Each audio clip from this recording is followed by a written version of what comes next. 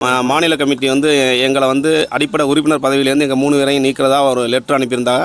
அந்த லெட்டரை பார்த்துட்டு உண்மையிலே ஒரு அதிர்ச்சியாக தான் இருந்துச்சு. ஏன்னு கேட்டிங்கன்னா மாவட்ட கமிட்டி வந்து நாங்கள் என்ன வேலை பார்த்தங்கிறத வந்து மாவட்டத்தில் ஏற்கனவே சொல்லியிருக்காரு.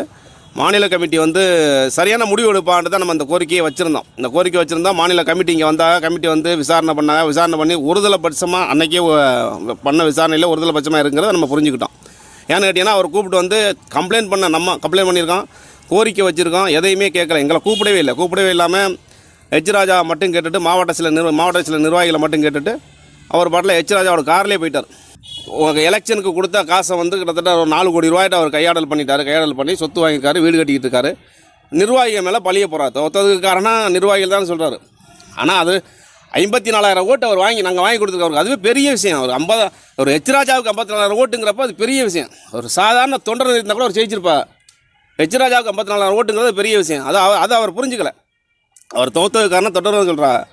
தொண்டர்கள் எந்த விதத்துலையும் காரணமாக மாட்டான். ஏன்னு கேட்டிங்கன்னா ரொம்ப இரவு பகல் வேலை பார்த்ததுக்கு அவர் சரியான வரையில் வந்த காசை சரியான வரையில் செலவு பண்ணாமல் அவர் மேலே இருந்த அதிருப்தி மெயினாக அவர் மேலே ஒரு எச் ராஜானா அவர் இங்கே யாருக்குமே பிடிக்கும். ஒரு 10 பேரை கடைவீதியில் ஒரு 10 பேரை இன்டர்வியூ எடுங்க, கேளுங்க வேட்பாளரை பற்றி.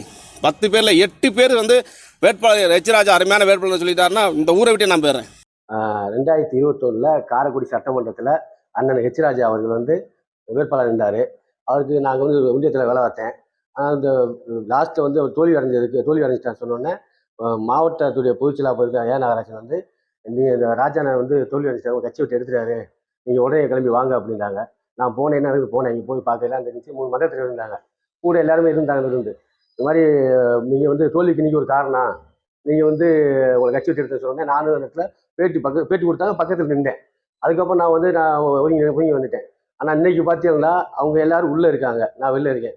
ஆனால் எங்களை பேட்டி கொடுக்க சொன்ன இந்த ஏ நாகராஜன் வந்து அவர் மேலே நிறையா மோசடி வழக்குலாம் இருக்குது.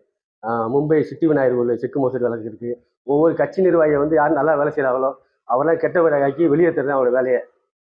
ஆனால் நான் ராஜாவை எந்த தப்புமே பண்ணலை. அவர் நான் 4 பேரும் தெரிஞ்சு ராஜா எச் ராஜானா எந்த தப்புமே பண்ணலை அப்படின்னு முழுக்க காரணம் இவங்க நாகராஜுக்கு புதுவை சிதம்பரம் தான் காரணம் வந்து தெரிய வந்துச்சு. அதுக்கப்புறம் அண்ணன்ட்ட மன்னிப்பு கேட்டு கட்சியில் சேரலாம்னு சொல்லிட்டு நான் போய் அண்ணனை பார்க்கலாம்னு இருந்தேன். இப்போ மாவட்டத்துடைய பொதுச்செயலாளராக இருக்காரு. அவர் வந்து மாநில செயற்குழு இருக்காங்க. அவங்களே எல்லாருமே இருக்காங்க. ஆனால் பேட்டி கொடுக்க சொன்னது இவங்க எல்லாருமே வந்து அவங்களே வந்து சொன்னாங்க. எனக்கு எதுவுமே தெரியாது. ஆனால் இன்னைக்கு அவங்கெல்லாம் பொறுப்பில் இருக்காங்க. நான் வெளில வந்துட்டான். இப்போ நான் வந்து ராஜா பார்த்து மன்னிப்பு கேட்டு அவர் மறுபடியும் கட்சியில் சேரலாம்னு.